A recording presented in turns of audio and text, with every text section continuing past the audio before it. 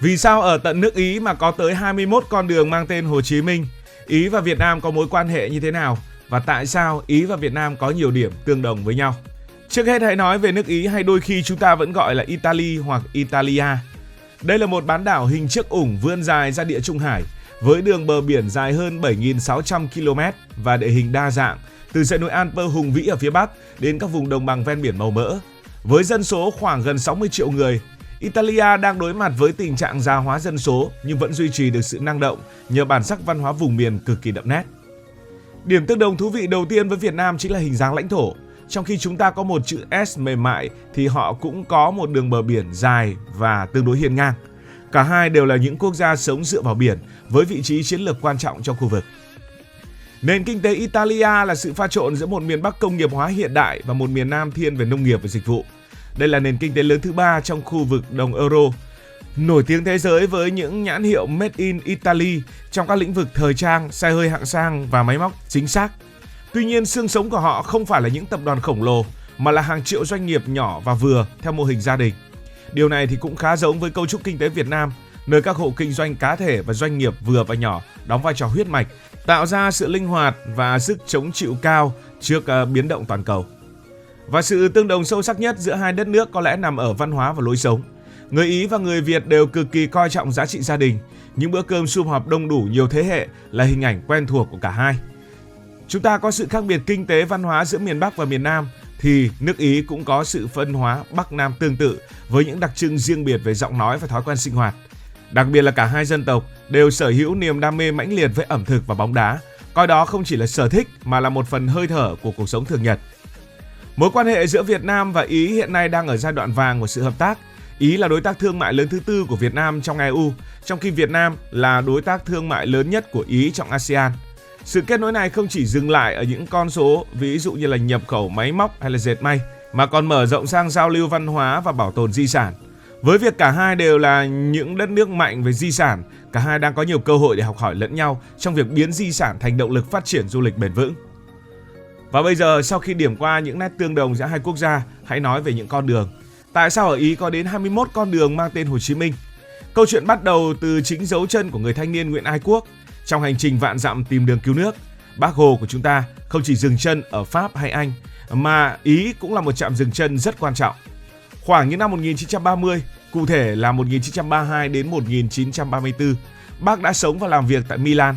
Tại số 10 phố Pasubio có một quán ăn mang tên Antica Trattoria della Pesa mà đến tận bây giờ, nếu có dịp ghé thăm, người ta vẫn sẽ thấy một tấm biển đồng trang trọng ghi dấu nơi người từng ở. Người dân Milan họ coi đó là một phần di sản của thành phố. Và chính cái duyên trực tiếp này đã đặt nền móng đầu tiên cho sự hiện diện của Chủ tịch Hồ Chí Minh trên đất Ý. Nhưng đó mới chỉ là cái gốc. Còn phần bùng nổ thực sự phải kể đến giai đoạn những năm 60, những năm 70 của thế kỷ trước. Lúc đó cuộc kháng chiến chống Mỹ của chúng ta đang ở giai đoạn khốc liệt nhất. Và Ý bấy giờ lại là nơi có phong trào ủng hộ Việt Nam mạnh mẽ bậc nhất tại Tây Âu. Đối với người dân Ý thời đó, Việt Nam không chỉ là một quốc gia xa xôi đang có chiến tranh, mà Việt Nam là một biểu tượng và niềm hy vọng.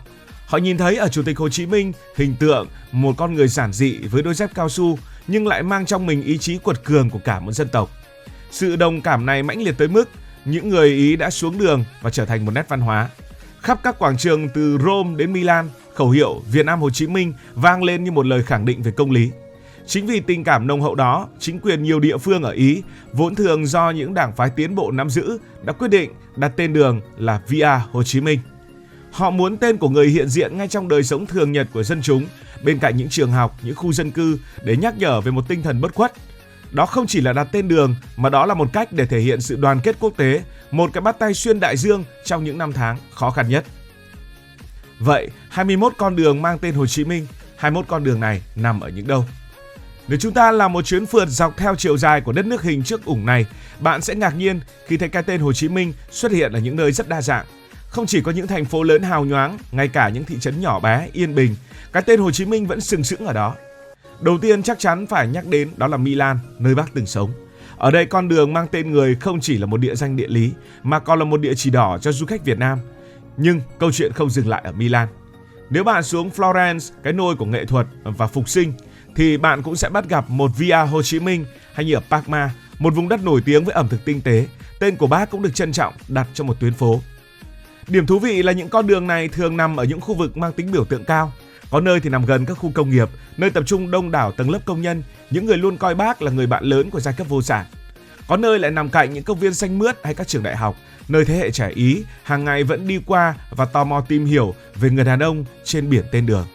Thậm chí ở những vùng như là Reggio hay Emilia hoặc ở những thị trấn nhỏ ở miền Nam nước Ý, việc đặt tên đường Hồ Chí Minh còn gắn liền với các phong trào kết nghĩa giữa các địa phương hai nước. Sự phân bố rộng rãi từ Bắc chí Nam cho thấy một sự thật. Tình cảm dành cho Bác Hồ không còn là cảm xúc lớn nhất một thời của một nhóm nhỏ, mà nó là một làn sóng lan tỏa khắp xã hội nước Ý. Mỗi con đường mang tên người tại đây giống như một đại sứ thầm lặng, kể câu chuyện về một Việt Nam kiên cường cho người dân Ý ngay mỗi ngày. Dù thời gian có trôi qua, dù bản đồ đô thị có nhiều thay đổi, nhưng 21 con đường ấy vẫn đứng đó như một minh chứng cho một mối lương duyên kỳ lạ giữa một dân tộc Đông Nam Á anh hùng và một quốc gia Địa Trung Hải giàu lịch sử. 21 con đường, liệu Italia đã dẫn đầu thế giới về số lượng những con đường đặt tên Bác Hồ hay chưa? Đây là một câu hỏi rất hay mà chúng ta cần phải soi xét. Nếu nói về số lượng tuyệt đối trên toàn cầu thì Italia thực sự là một ứng cử viên nặng ký, nhưng nói về nhất thì có lẽ chúng ta cần những phép thống kê chính xác hơn. Ví dụ Lào và Campuchia với mối quan hệ gần gũi với Việt Nam, lịch sử gắn liền với đường mòn Hồ Chí Minh huyền thoại, chắc chắn cũng có số lượng công trình, đại lộ và tuyến đường mang tên người cực kỳ lớn. Ở đó tên người không chỉ là tên đường mà còn là biểu tượng của tình đoàn kết chiến đấu đặc biệt, nhưng vấn đề là chưa có ai thống kê thực sự chi tiết. Tiếp theo là nước Pháp. Bạn biết đấy, Pháp là nơi Bác đã sống và hoạt động lâu nhất trong hành trình tìm đường cứu nước. Từ Paris cho đến những thành phố khác, số lượng thành phố, đại lộ hay thậm chí là quảng trường mang tên Hồ Chí Minh là rất nhiều. Hay như ở Nga, chúng ta có hẳn một quảng trường Hồ Chí Minh với bức phù điêu ấn tượng ngay giữa lòng thủ đô Moscow. Tuy nhiên nếu chúng ta thu hẹp lại phạm vi, chỉ tính trong khối các quốc gia Tây Âu và các nước không thuộc hệ thống xã hội chủ nghĩa trước đây, thì Italia thực sự đang nắm giữ những kỷ lục. Việc một quốc gia tư bản, thành viên cốt lõi của EU và NATO lại giữ tới 21 tên đường của một nhà lãnh đạo châu Á là một điều cực kỳ hiếm thấy và độc đáo. Điều này cho thấy vị thế của Bác Hồ đã vượt ra khỏi khuôn khổ của các hệ tư tưởng chính trị thông thường. Người được tôn vinh ở Italia như một danh nhân văn hóa thế giới, một anh hùng giải phóng dân tộc theo đúng nghĩa mà UNESCO đã công nhận. Vì thế, dù có thể không đứng nhất về số lượng tuyệt đối trên bản đồ thế giới, nhưng Italia chắc chắn đứng nhất về sự đặc biệt và kiên trì trong việc giữ gìn hình ảnh của người trong lòng một xã hội phương Tây đa chiều. Từ những con đường mang tên Bác, chúng ta thấy được một nền tảng tình cảm vững chắc để xây dựng mối quan hệ hiện đại. Bạn thấy đấy, người Việt và người Italia có những nét tương đồng đến kỳ lạ. Cả hai đều yêu bóng đá đến cuồng nhiệt, đều coi trọng bữa ăn gia đình và có một nền ẩm thực mà cả thế giới phải ngả mũ. Sự tương đồng với tâm hồn này chính là chất xúc tác giúp mối quan hệ giữa hai nước không chỉ dừng lại ở mức xã giao mà đã tiến đến mức đối tác chiến lược từ năm 2013. Không chỉ dừng lại ở kinh tế, sự hợp tác về văn hóa và giáo dục cũng đang nở rộ. Ngày càng có nhiều sinh viên Việt Nam chọn Italia để theo đuổi các ngành kiến trúc, thiết kế và nghệ thuật. Những con đường Hồ Chí Minh năm xưa giờ đây được nối dài bằng những chuyến bay, những hợp đồng thương mại và những dự án bảo tồn di sản. Italia, quốc gia dẫn đầu thế giới về số lượng di sản UNESCO, cũng đang tích cực chia sẻ kinh nghiệm giúp Việt Nam gìn giữ những giá trị văn hóa dân tộc. Nhìn lại toàn bộ, từ 21 con đường mang tên Bác cho đến sự hợp tác toàn diện ngày nay, chúng ta thấy một dòng chảy xuyên suốt của tình hữu nghị. Đó là một mối quan hệ được xây dựng dựa trên sự tôn trọng lịch sử, sự đồng cảm về văn hóa và khát vọng cùng phát triển.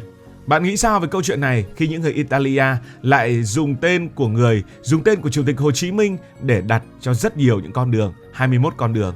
Cảm ơn vì dành sự quan tâm cho câu chuyện này. Nếu cảm thấy thú vị, hãy nhấn nút đăng ký kênh, bật chuông thông báo và chia sẻ. Còn bây giờ thì xin được nói lời chào tạm biệt. Cảm ơn các bạn đã dành sự đồng hành cùng Hải Thanh Story. Đi qua những vùng đất, khám phá những điều mới.